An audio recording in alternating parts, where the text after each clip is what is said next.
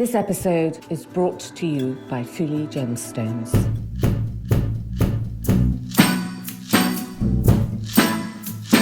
Mary had access to an artist, Hans Ewers, great kind of technical skill, but apparently Philip, on meeting Mary, was said to have cursed the flattery of portrait painters. When Anne Boleyn was created Marquess of Pembroke in 1532, the Venetian ambassador commented that she was completely covered with the most costly jewels. So again, this really serves to emphasise the impact that these jewels had on creating this image of magnificence. Welcome to If Jewels Could Talk. I'm Carol Woolton, the voice of jewellery, an author, broadcaster, and the woman who initiated the role of jewellery editor at magazines like Tatler and British Vogue. This is a podcast for everyone, for people who do like jewellery, for people who don't realise they like jewellery, and anyone intrigued by fascinating facts, new ideas, and forgotten histories. So please join me as I tell sparkly tales, meeting all sorts of people, delving into 4 centuries of jewellery culture, and investigate what's happening now.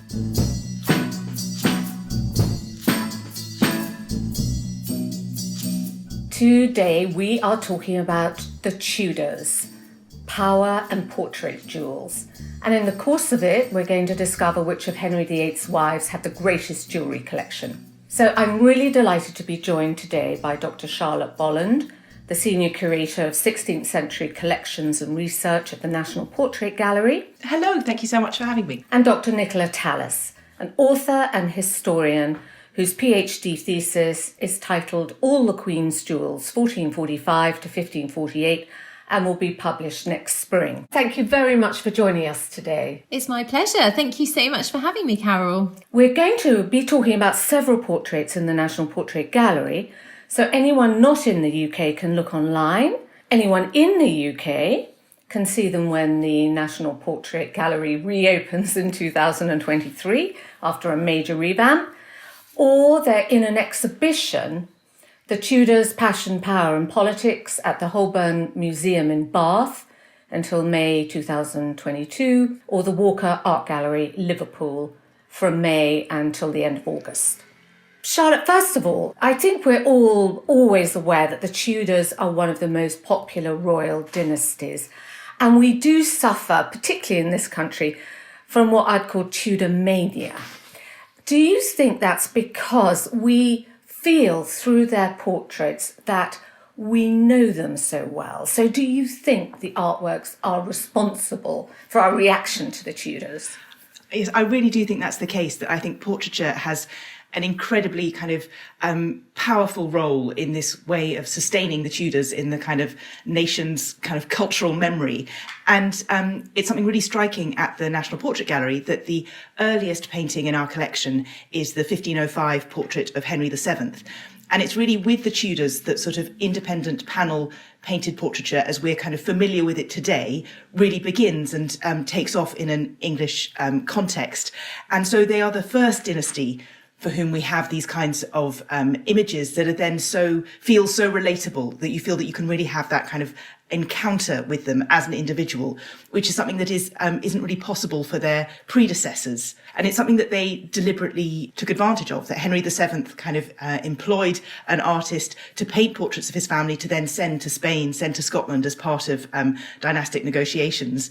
And then from Henry VIII onwards, it kind of took off, and you can really see the sort of success of portraiture in England, kind of the juxtaposition of the portrait of Henry VII, which is a small little portrait, very portable on panel, to something taken place just under a century later, the Ditchley portrait of Elizabeth I, this huge sort of acreage of canvas with allegory and poetry, an extraordinary dress and extraordinary jewels.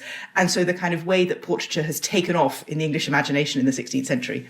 And Charlotte, do you think that some of this in the 16th century was because so many European portrait artists were travelling to the UK at the time who'd learnt in Italy this skill?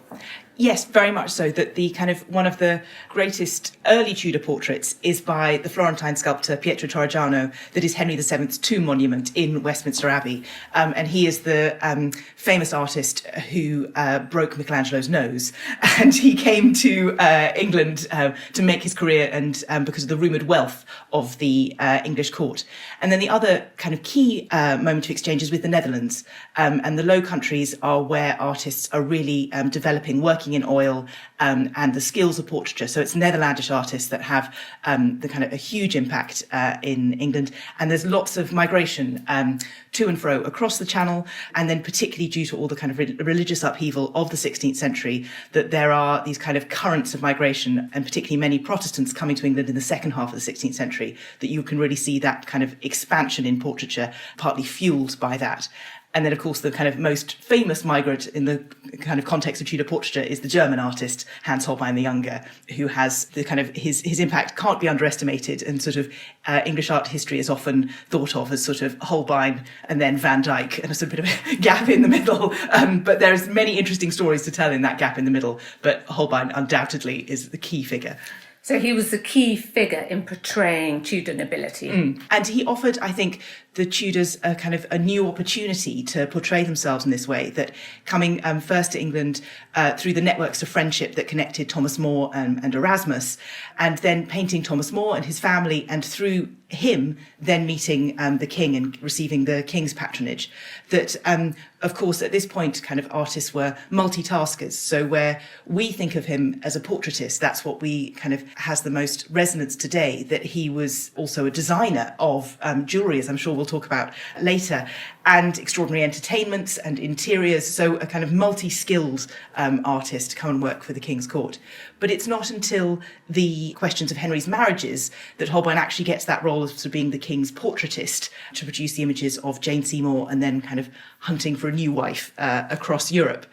But I think Susan Foister, who's the great expert on Holbein in England, estimated, I think it's about something like a fifth of the aristocracy had their portraits painted by Holbein. And this is a trend that happens throughout kind of portraiture in English history, that there's one artist who then everybody wants to have. Because it's a fashion, it becomes a fashion. Exactly. And so suddenly this kind of great expansion. And so because of his popularity and success, and also his style of painting, that suddenly not only do we have these images of the king, but his court, and not only the highest members of the aristocracy, people like the Thomas Howard, Duke of Norfolk, but also some of Holbein's peers, that he paints a number of smaller portraits of people in livery uniform, so other members of the royal household. So you get this kind of slight glimpse of a cross section of Tudor society within the royal court, but that is something again that's kind of really extraordinary that he offers us now.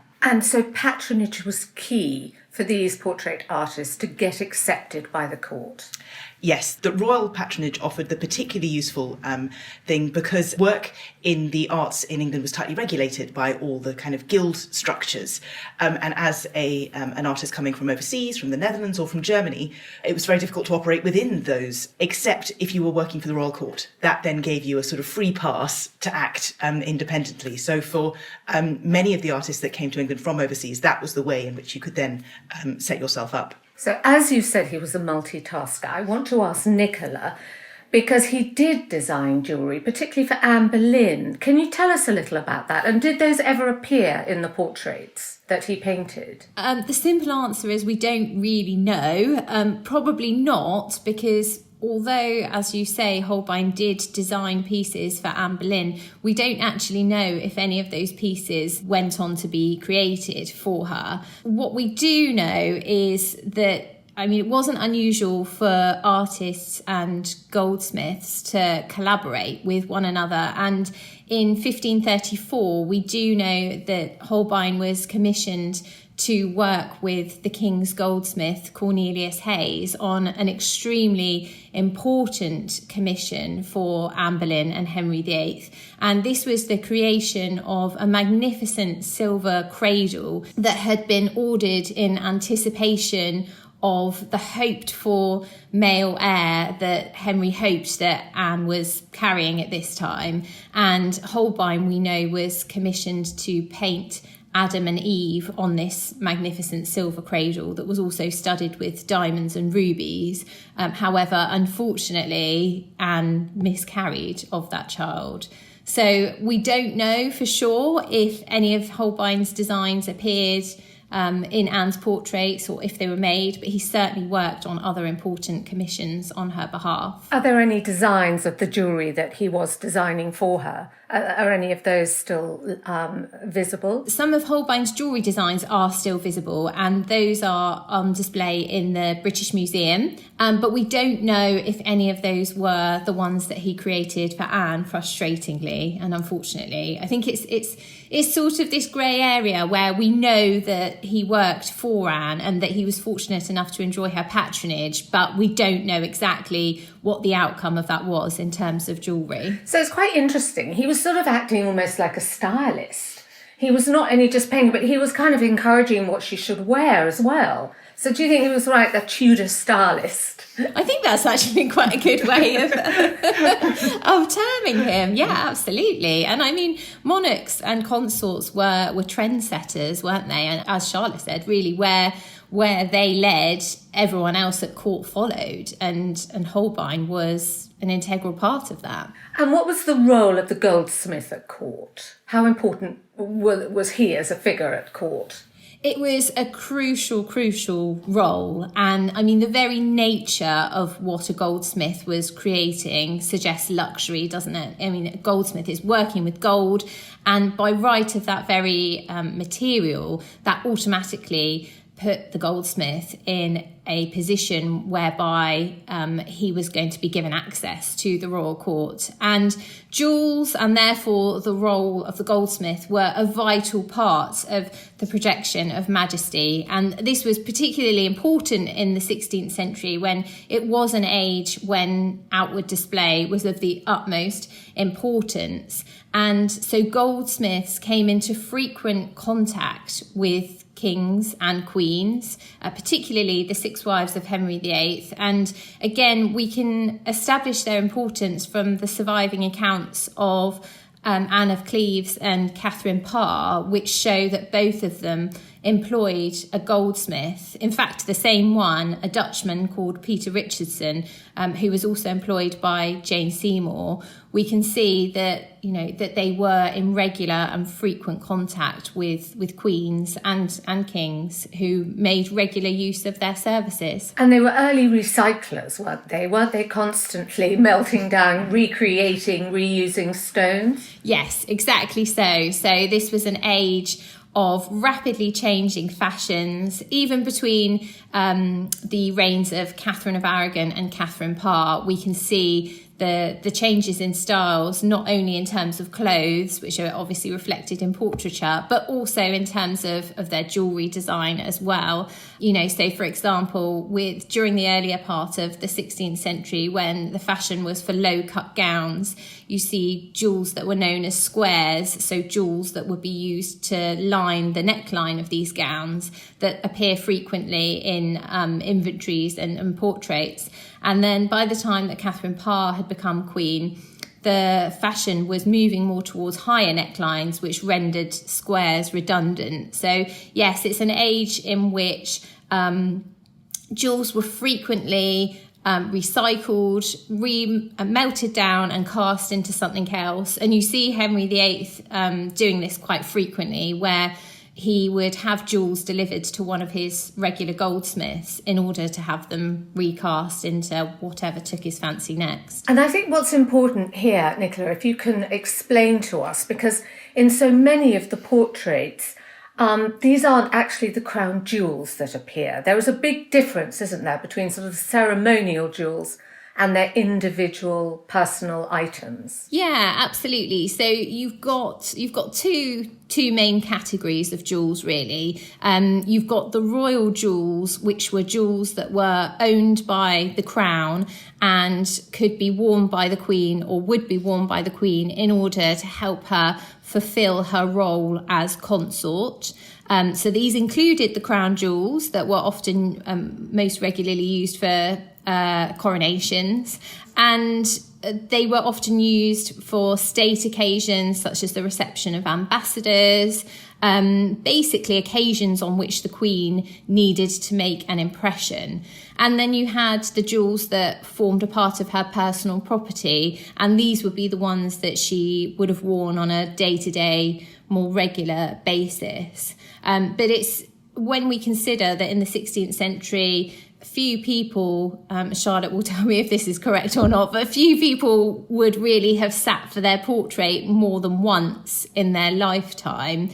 Quite often you see queens wearing the most magnificent jewels in the royal collection on these occasions. And this is something that we can see in Holbein's portrait of Jane Seymour, for example. She's wearing part of the ceremonial collection that would have been inherited by her predecessors and passed on to her successors. And these were not her own personal property, but pieces that had been gifted to her by Henry in order to help her fulfill her role as consort. So she was dressed right at particular banquets and events. Yeah, she certainly was. I mean, she was wearing some of the most magnificent pieces in the collection. And what's quite interesting is that we then see those pieces, or some of those pieces that Jane wears in her portrait by Holbein, that they then appear in the inventories of Catherine Howard and Catherine Parr as well. Do you think in some of the cases, because obviously not with those particular jewels, but in other portraits where they're wearing something personal, do you think that's part of our attraction, that you're really getting a sense of the individual woman and her identity through what she's wearing because it's very personal? I think so, and I think that that's part of the reason why we resonate so much with that famous portrait of Anne Boleyn and the bee necklace. And I always say that, you know, a great testament, I think, to the impact that this piece created is the fact that you can still buy it today in the gift shops at the historic royal palaces and the like. And I think that's a real testament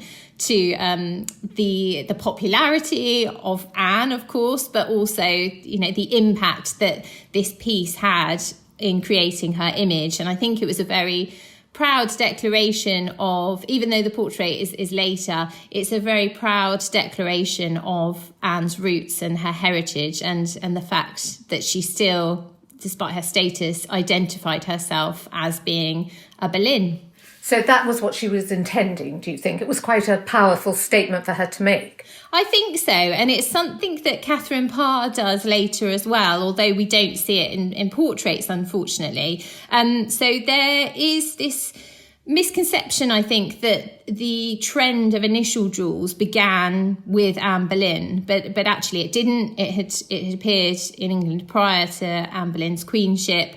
And although it really sort of peaked in popularity in the 1530s and the 1540s, and we see in Catherine Parr's inventory, for example, that she owned several pieces of initial jewellery. Actually, so did Catherine Howard. But Catherine Parr, what's also interesting is that even when she becomes queen, she still signed her name KP, Catherine the Queen. And I think, again, that's doing something similar to what Anne was trying to do, really, and proclaiming, yes, that she's a queen, but also that she's very proud of her roots and where she'd come from. There'll be a lot of people listening, swinging their little initial pendant, not thinking they're being super fashionable and not realising that this has come from the 16th century.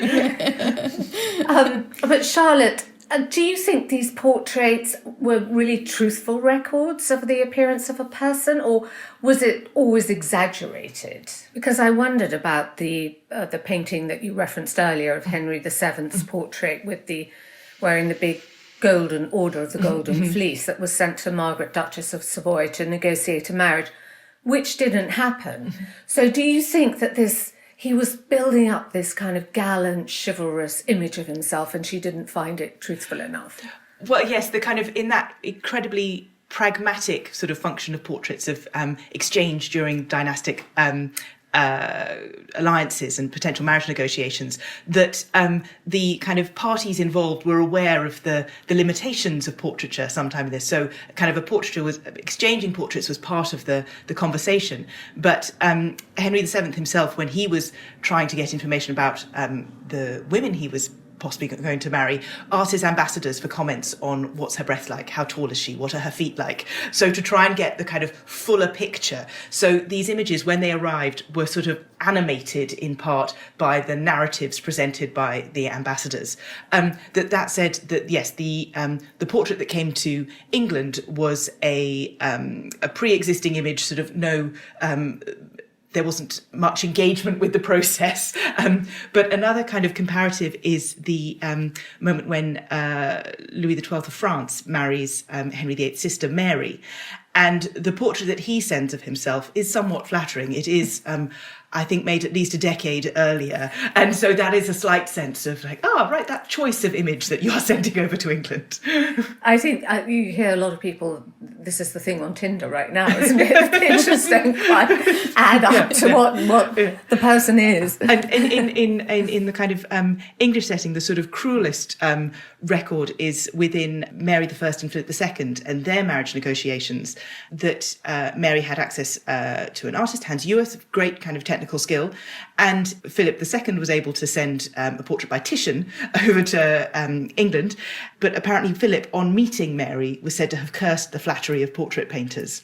So this very kind of cruel little anecdote that's kind of gone out, that shows some of the risks of that mismatch of kind of expectations. And there's also something in the kind of style of portraits that when the portrait by Titian is sent over to England, it comes with this great explanation of how to look at it, and this instruction that you have to stand back, because the English court was familiar with Holbein's work, this kind of meticulous presentation which you could dive into, and it seems almost sort of hyper-real. Titian, much more expressive brushstrokes, a whole different sort of mentality in paint. And so that in sending that portrait to England, they felt it needed a little cover note of, don't look at this like you look at a Holbein. You have to sort of stand back and it'll resolve, and then you'll understand how it works. That's interesting. And talking about sort of truthful records, I think, Nicola, you rely on your research from actual eyewitness accounts, don't you? I think in your book you've got an amazing account from the Venetian ambassador looking at Catherine of Aragon's jewels. Yeah, that's right. So at the Field of Cloth of Gold in 1520, the Venetian ambassador remarked that Catherine, and I quote, wore a necklace of very large pearls from which hung a very valuable diamond cross. Her headgear was of black velvet striped with gold llama and powdered with jewels and pearls. And I think this really indicates that not only did ambassadors and contemporaries admire the jewels that were worn by queens in the 16th century, but they also took the time to write about them and report them, which is testimony to the impact they created. And similarly, when Anne Boleyn was created Marquess of Pembroke in 1532, the Venetian ambassador commented that she was completely covered with the most costly jewels. So again, this really serves to emphasize the impact that these jewels had on creating this image of magnificence for these women. And I guess when those were translated into portraits, I wondered, Charlotte, what were the painting techniques of the time? Because it's pretty hard. Diamonds weren't very sparkly at that time. They were very rudimentary cuts that didn't have this sort of brilliant sparkle of modern cuts that we take for granted now. So they could be a little dull, they could be almost come out grey or black looking, and I wondered how are artists creating that sheen of a pearl or the sparkle of a diamond? Well, that's the kind of one of the transformations in skill over the course of the 16th century, and very much that impact of techniques from the Netherlands, because the initial approach is quite literal in a way. And so when depicting gold, you use gold. And so that there's, in some of our earlier portraits at the gallery, you'll see that there is kind of gold leaf underpinning the depictions of jewels. That from the Netherlands, they brought in the techniques of how you can use lead tin yellow and lead white to build up highlights and the depiction of the jewels. And actually, Hans Ewers, a real master in that really kind of tight depiction but gives the sense of the three-dimensionality and the shape of the jewels. That there's also, which I would, Nicola and you would know more about me, but the changing fashions in jewels. And so what the artist is trying to depict. And I believe that for some of the diamonds, that what was actually praised was the kind of luster rather than the brilliance. And so backing them with black foil. So on any Tudor painting, when you see these vast expanses of black jewels, that they're actually all diamonds, and that was the kind of the choice in the fashion to have it. But so it suddenly gives you a sense of the splendour of quite how much money is being worn. But so that shift in techniques and is always sort of evolving. And when you get into the later 16th century, the bits the sort of information we know most about is in miniature techniques, and Nicholas Hilliard. And so he's obviously tasked with recreating these jewels in miniature. And that we haven't yet actually fully kind of unpicked his full methodology as to how he did it. He kept many of his secrets with him. And Alan Derbyshire at the Victoria and Albert Museum has done a lot of research to kind of recreate techniques. But one of the things that he used was a touch of silver leaf on a pearl to make this very three-dimensional and to make that sparkle. And of course, silver leaf over time tarnishes. And so often if you look at a miniature nowadays, they can have this sort of slightly odd frog spawn effect. And that was because they would have all glittered in the light of the pearl when they were initially made. But that little touch of silver leaf has now blackened. Do we know who painted the Anne Boleyn in her bee necklace? No, that's one of the great sort of portrait frustrations of the early period. So it survives in a number of versions of that portrait, and the version in the portrait gallery is painted in the late 16th or possibly the early 17th century, and we can know that by dating the wooden panel using dendrochronology tree ring dating. So they're all and all the versions of that painting seem to be later, from the late 16th century, from the moment when, in Elizabeth's reign, obviously Anne is sort of rehabilitated, that she is part of the narrative. And there's this great growing interest in the late 16th century in telling history through portraiture. And people are assembling kind of portrait sets in order to kind of plot out the narrative. And so if you're going to talk about Elizabeth, you have to talk about Anne. But of course, in the 1530s, 1540s, Anne is sort of slightly excised from the record. So there is this gap in the contemporary knowledge. So it seems very likely that portrait is based on something that is now lost. So we don't have a contemporary painting made during her lifetime. There is always the hope that discoveries are always made in Tudor art. So I'm not ruling out that hidden in an attic, hidden in a drawer somewhere, there may be, to keep looking. But at the moment, that kind of most iconic image is in itself a sort of representation of something from her reign. So do you think that's why the pearls look so good now, because they were painted later? Yeah, so by that point, artists had got much more practiced at painting pearls, and the kind of popularity of pearls and the access to pearls, and in Elizabeth's reign, the association of pearls with purity, so they become this huge part of her iconography. So pearls are everywhere, and so artists have really cracked how to do a good pearl by that period. And in what you've just said about Anne Boleyn, it's quite interesting because, as you said, her legacy was changing. And I wonder, when these portraits were being painted, how much it was to depict themselves to their contemporaries or to create this legacy that they hoped would last and go down through generations. That I think it's a really interesting question, because it was such a sort of a new opportunity.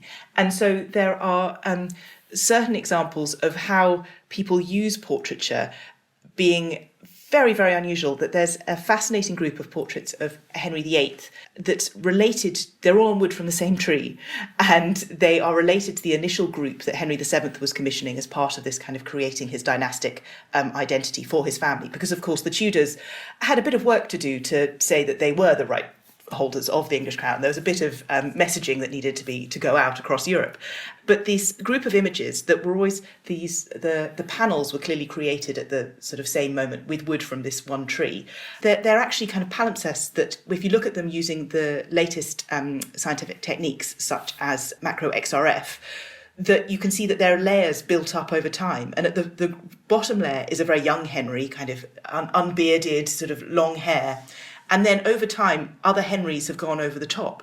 And so what it seems to happen, either you have an artist who keeps on remaking a Henry because he can't sort of sell it and sort of try again as time goes on, or perhaps this very odd idea of the people who own their Henry kind of coming back to the artist and saying, oh, well, this is a bit out of date, can you update it now? Which is, sort of baffling by the mid-16th century, you just get another portrait.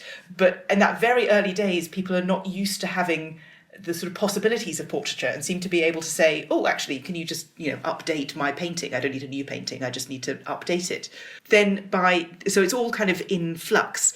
That for the aristocracy by the kind of mid-16th century, it then becomes part of that sort of moment, and so it's they're often commissioned to mark when somebody transitions to kind of becoming a member of the Order of the Garter, or marriage, or some kind of appointment.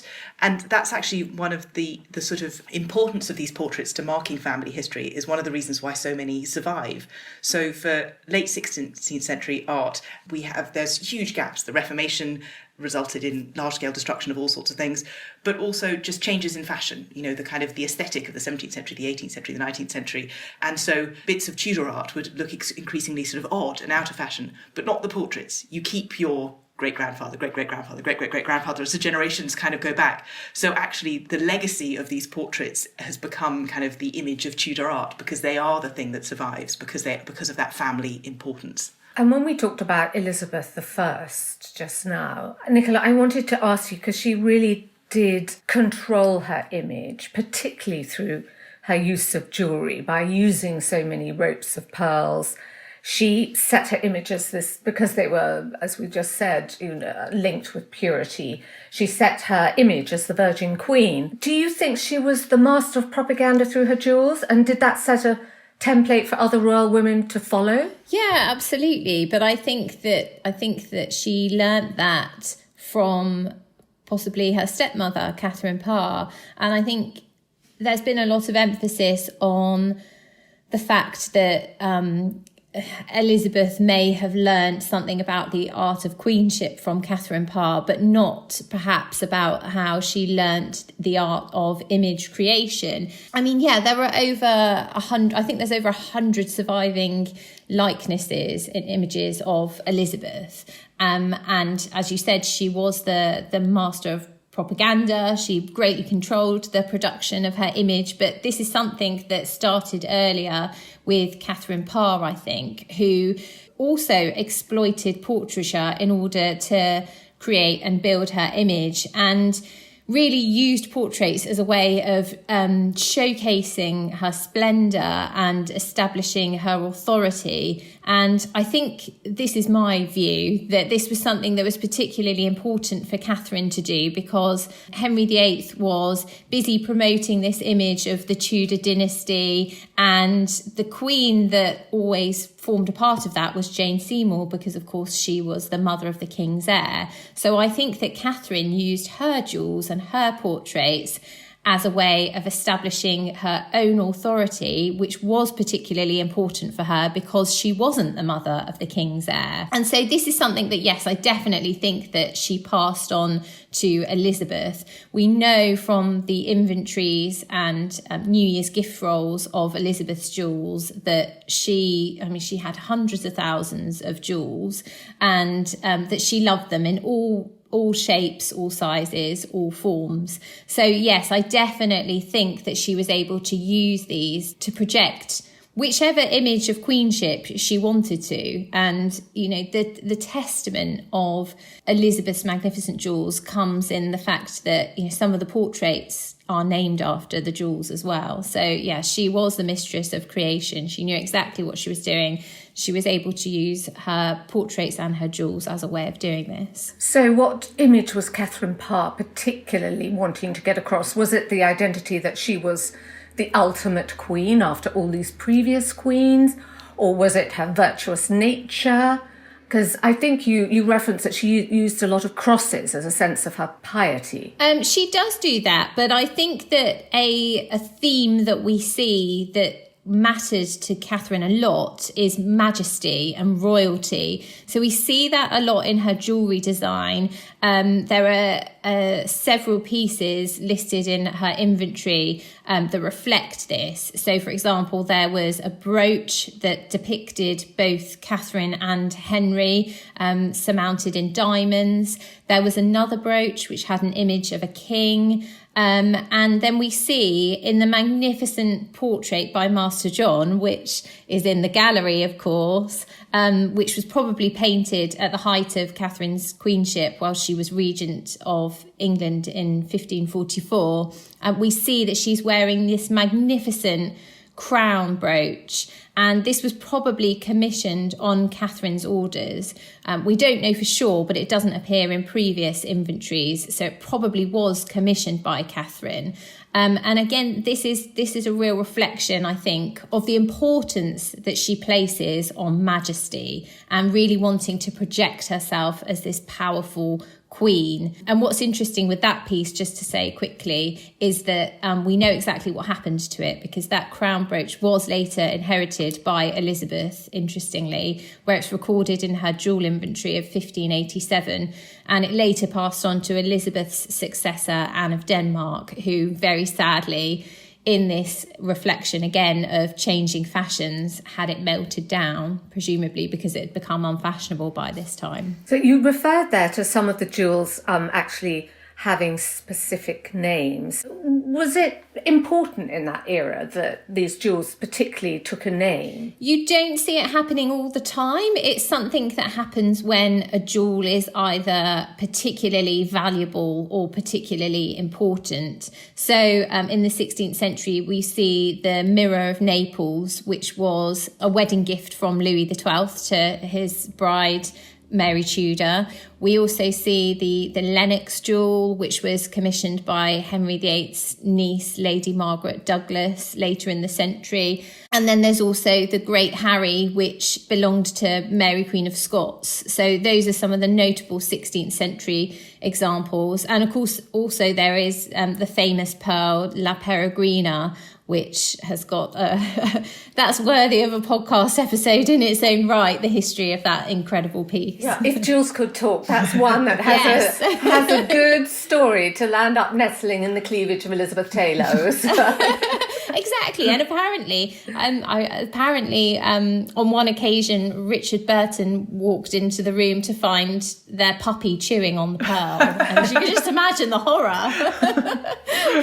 And it survived unscathed. And some of the jewels actually had practical roles. I mean, obviously brooches and buttons, fastenings, jewelled fastenings we know about, but can you tell us a little about some of them that actually contain practical items? Yes, so there is a piece in the V&A which is a whistle jewel, which is traditionally the first gift that Henry VIII ever made to Anne Boleyn. And I say traditionally because there isn't actually any real proof of the provenance, and it is a nice tale, but one that rests on family tradition.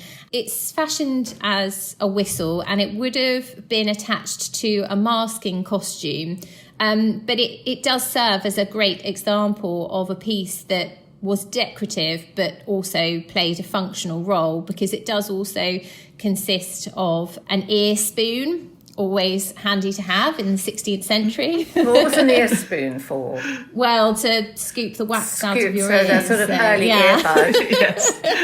Actually, we should bring those back so people don't use plastic earbuds. I think. Yeah. I mean, we could learn a lot from the 16th century, I think.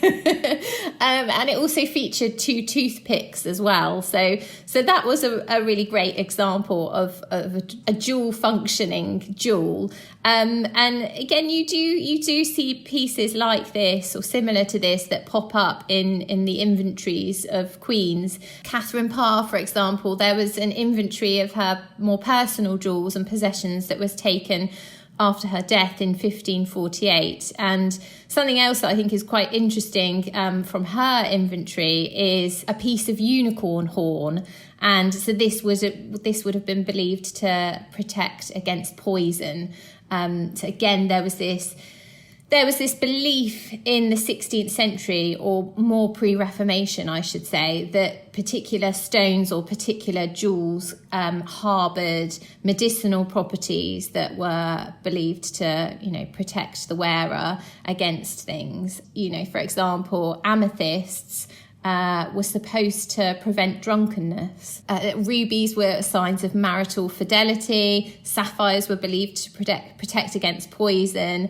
And as I say, the Reformation really began to cast doubt on these sorts of superstitions. But it's certainly possible, I think, that Catherine Parr believed in some of the magical properties of items, which you can see, as I say, from the unicorn horn in her jewellery. So that's one other example. And I suppose pomanders were quite practical, weren't they? Pomanders were quite practical, yes, exactly. So those were encased fragrant herbs and were believed to prevent disease. So you see those again right through to the reign of Elizabeth and perhaps beyond as well. So those were something that were quite popular.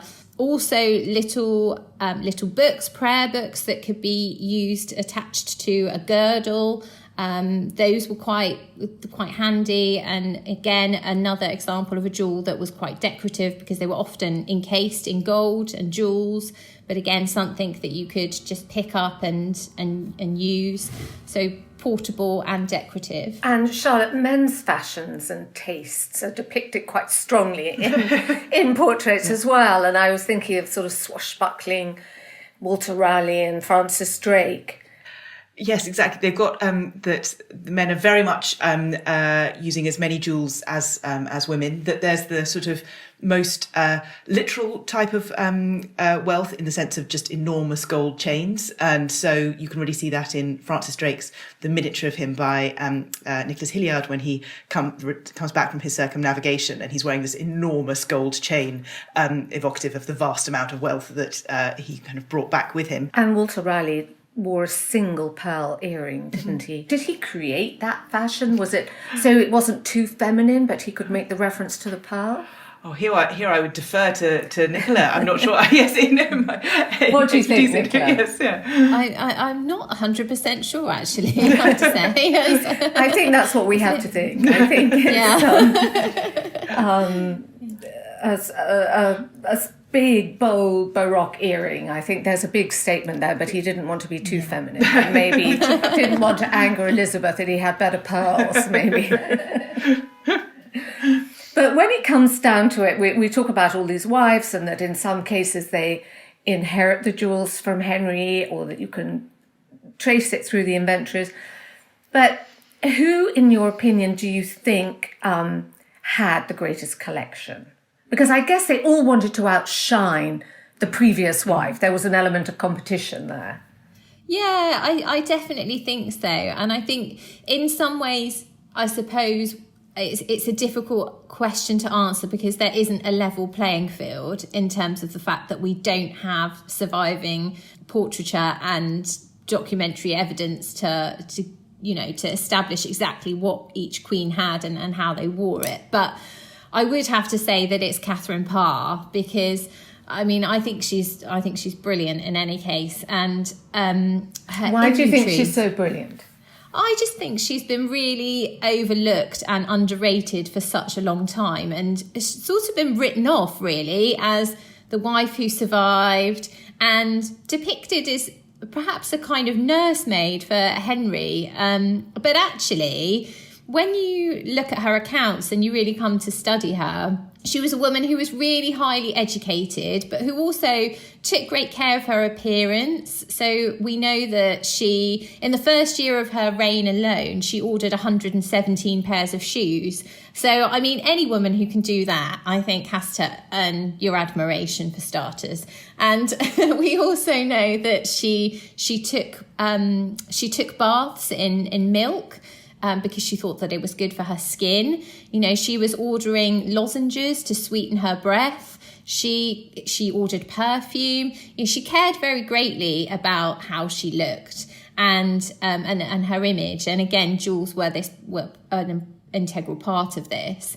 And when you look at her inventories, she loved diamonds. Diamonds seem to be, who doesn't? But diamonds seem to be the most popular stone that feature among her pieces. And I guess they were newly fashionable because they were being cut in Antwerp, weren't they, at that moment, and Bruges, and being brought over as new fashionable cuts. I suppose the rose cut. Yeah, I mean, the table cut diamond was probably the most popular at this time. But yes, the rose cut and the pointed cut were also very popular.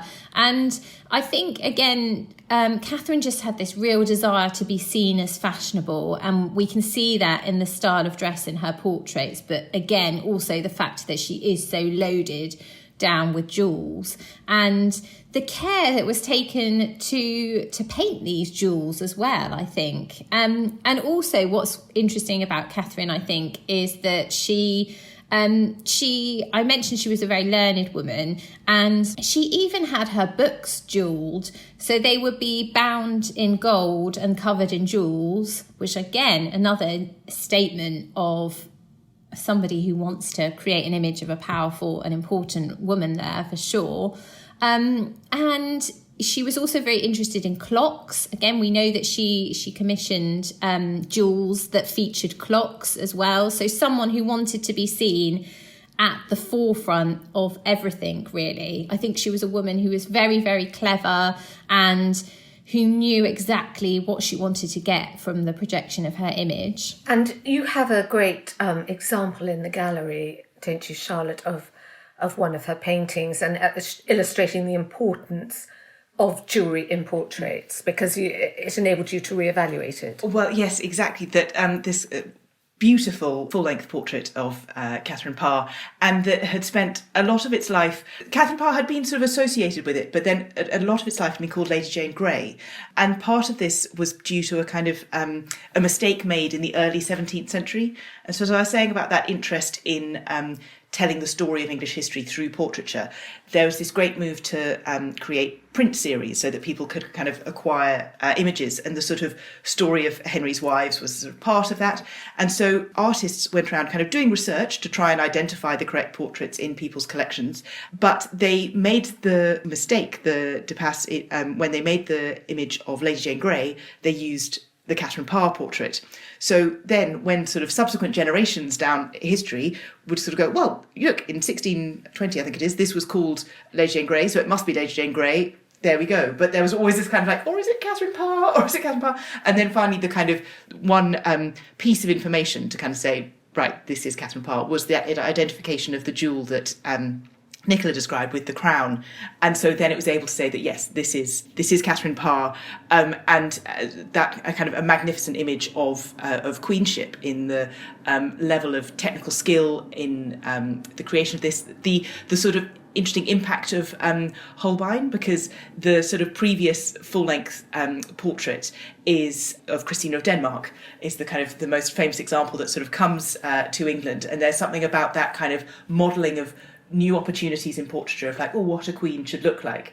And that actually, during recent conservation treatment, looking at it, we can see that there's a thin strip on the side that's been added at a later point in its history. And so to make it very kind of centralised and very kind of much more iconic, like the coronation portrait of Elizabeth I, this very kind of triangular sort of image, but that actually the artist originally intended her to be slightly offset and give that impression more of her sort of moving through the space, and a much more kind of animated human image. And of course, that's the other thing that we always have to bear in mind in looking at these, looking at paintings from the 16th century, is their sort of long history as objects and conservation history. And so one of the things that's often most vulnerable to light exposure or abrasion are the red lake glazes that bring in the kind of final sort of warmth and rosiness of the cheeks and life. And in that portrait of Catherine Parr, which has kind of staggering use of materials, the artist took the really unusual decision of using azurite, which is sort of really good quality azurite, but across the whole of... That's sort of lapis lazuli, isn't it? Yes, that the kind of blue, blue. really strong blue. And but across the whole of the panel as a priming layer mixed in. Whereas an artist like Holbein, towards the end of his second visit in England, is using kind of salmony preparation. So you have that kind of pink starting point to get the flesh.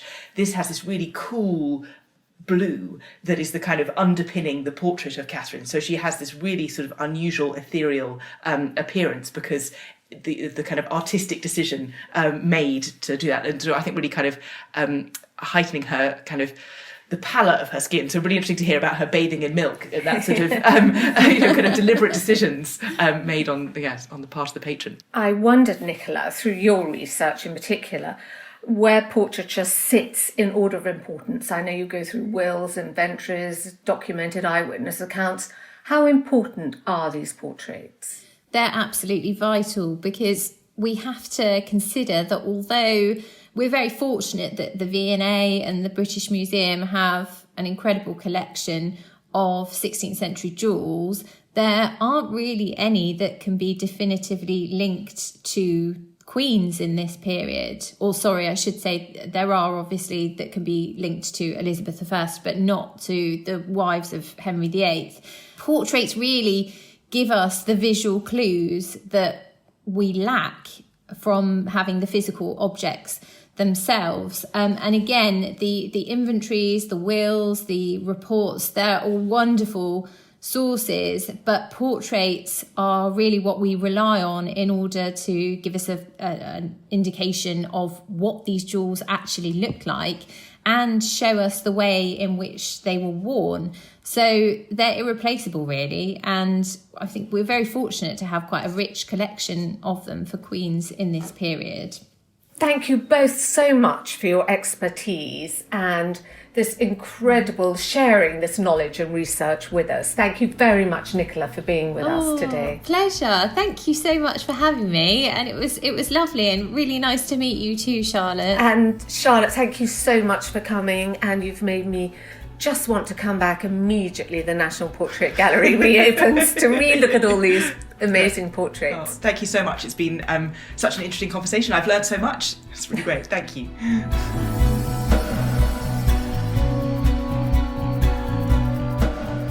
Thank you for listening.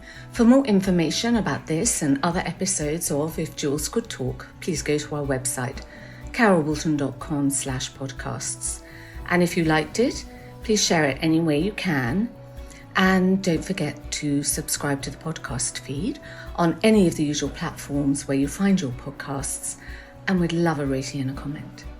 So join me again in 2 weeks for the next Jewelled Nugget, because we're going to visit Chatsworth, the stately home of the Duke and Duchess of Devonshire. We're going to have a glimpse into the extraordinary collection and the passion and decisions that go into creating a collection that's been there since the 16th century. And we're having a sneak preview because they do have an exhibition opening very soon, and we'll be talking to the artist in residence who has become a jeweller. So join me then. Goodbye. If Jewels Could Talk with Carol Woolton is produced by Natasha Cowan, music and editing by Tim Thornton, graphics by Scott Bentley, illustration by Jordi Labanda, and you can find me on Instagram at Carol Woolton.